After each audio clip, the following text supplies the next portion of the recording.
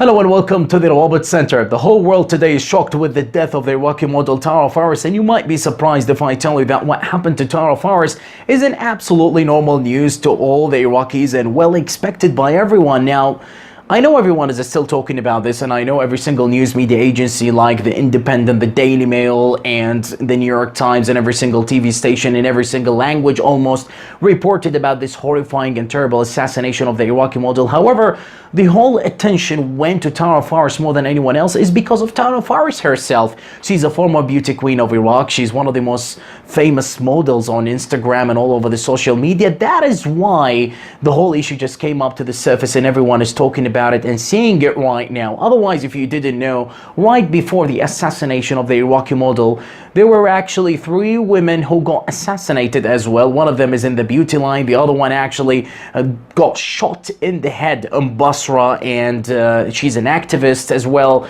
And right after the assassination of Tower Faris, there was actually a medical assistant in one of the hospitals in Basra, and he was at the Popular Mobilization Forces. His name is Haidar al-Askari. He was actually crossing the road in one of the markets there. Just seems like he was shopping, and unfortunately, he just got shot in a very, similar way to what is really going on right now in Iraq.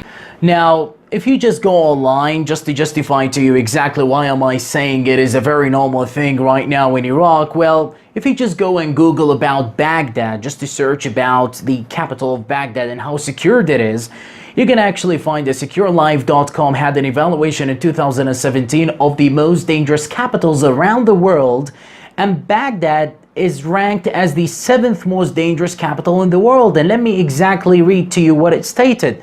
It stated that more than a decade after the United States began the war in Iraq, violence still runs rampant. Despite the fact that the US troops still remain in the area, the level of violence remains as random gunfire, roadside bombs, suicide bombings, and other violent attacks take place in Baghdad and surroundings areas. And, even the Mercer survey, which is a survey that happens about the quality of life of 231 cities around the world, Iraq just came the worst place to live in. I mean, can you just believe that? It's because of the terrorism and every single thing that is happening. And this survey happened in 2018. And that is just really depressing thing when you look at this thing. Even the Guardian newspaper in 2009, for example, and that was really way before ISIS terrorists, and it was only Al-Qaeda going on and probably some sectarian conflict in there in Iraq and Baghdad and in the other governorates in Iraq. Well,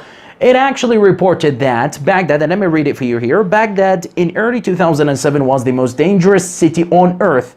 Most parts, with the exception of the heavily guarded international zone, which is the green zone, which is really protected by the Iraqi government. Now, this is just something that just shows you exactly Baghdad being actually one of the most dangerous capitals, and all these things, the murders, assassinations, and everything, for so many reasons, was really happening. Now, also the threats, the death threats, it's just something normal, really. I mean, The Independent reported that Tower Faris actually got a death threat before she died, and everyone knew in Iraq about her death threat, but no one really cared about the death threat that she received. And right now, Shayma Qasim, for example, as well, one of the also former beauty queens, and she's still alive until now, she got also a death threat. Every single famous person right now, whether they are in the beauty line, whether they are models, right now they are traveling away or just, quitting their jobs, quitting what they are doing just to survive. And that's just how crazy it is. Now, also, if we look at the whole situation, why this is just happening, where is actually the mistake? What is going on? Why is it so bad? The US Department of State actually came up with an evaluation in 2018 about the military and the police performance. And let me just read for you exactly what it said. It said that the US Department of State has assessed Baghdad as being a critical threat location for crime directed at or affecting official US government interests.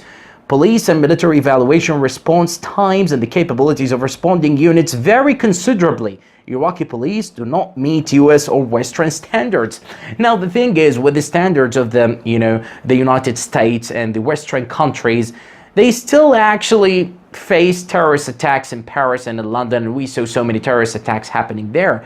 What about Iraq? I mean, ISIS just appeared in Syria and Iraq, and we really need a very good standards for the police. And that just explains everything, that the police is just not ready. They're responding, the timing, just making everyone ready, doing whatever they want to do, whether they are militias, gangsters, whatever you want to call it, really.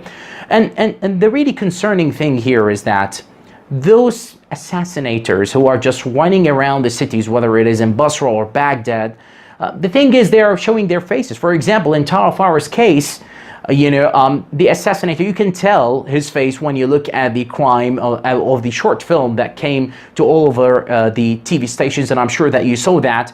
He was actually unmasked. You can actually see that he wasn't really wearing anything, and you can identify who he is.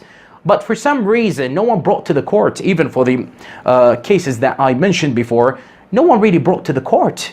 And that is just really concerning, that right now they are just not really hiding anything. They are showing their faces and doing the crime and say whatever they want to say, and no one really dares to do anything. There is something really fishy about what is happening. Now, you might be wondering what the government really did about, the whole issue when it got raised in the media. Well, Dr. Al-Adhame actually opened an investigation for 48 hours, just trying to understand what is happening, why this model died, why everyone is now being threatened, why no one is brought to the court and everything, and no results again. This is the problem. Every time we open an investigation, it is a huge thing. And there is also some point that I want to raise today, is that at the period when we actually are shifting from the previous governments to the new government, at this particular period, the crime level just increases really high. And I don't really understand, for years really, every Iraqi can tell you that, why this is happening. I mean, the military institution,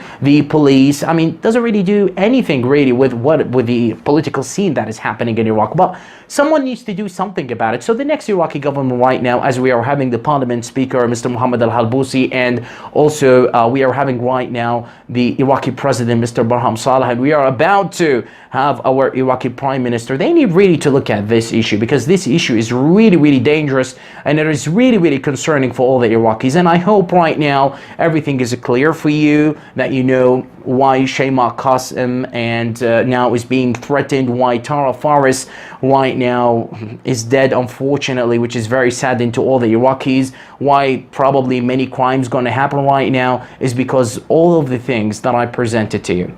Thank you very much.